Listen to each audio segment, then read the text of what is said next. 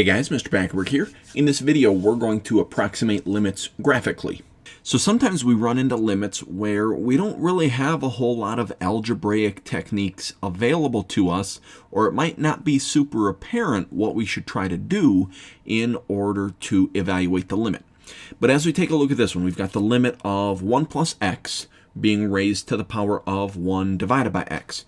And we're doing that limit as x is approaching 0. But if I tried to direct substitute that 0 in, we would run into an issue with that power because we would end up with 1 over 0 as part of that power.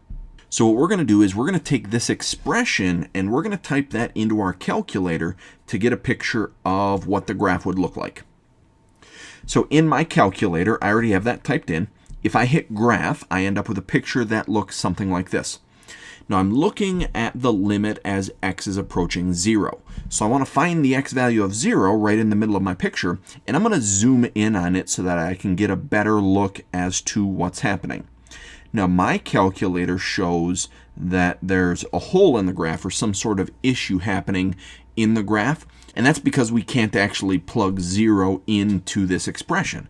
But if I zoom in and I try to trace along that graph to figure out what y value we get really close to as our x value keeps getting closer and closer to 0.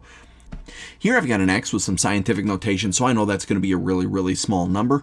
And if we look at that y value, we've got a y value of about 2.718-ish if we round that off. So I'm going to estimate that the limit is going to be really close to that value.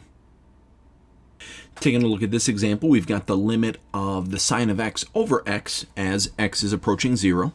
I can't just do direct substitution in here because I would get 0 on the bottom of that fraction.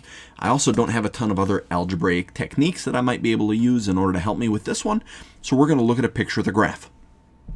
So in my calculator, I already have that typed in. We do have to be in radian mode to graph this out. When I hit graph, I'm going to get a picture that looks something like this.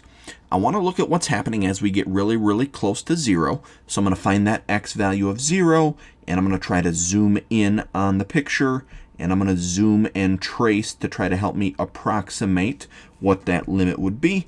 So I'm going to try to approach 0 from each side.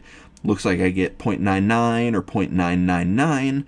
So it looks like as we're getting closer and closer to 0, it looks like that y value maybe gets closer and closer to 1. So I'm going to go ahead and say the limit for this one is 1. That's going to be it for this video. Thanks for watching.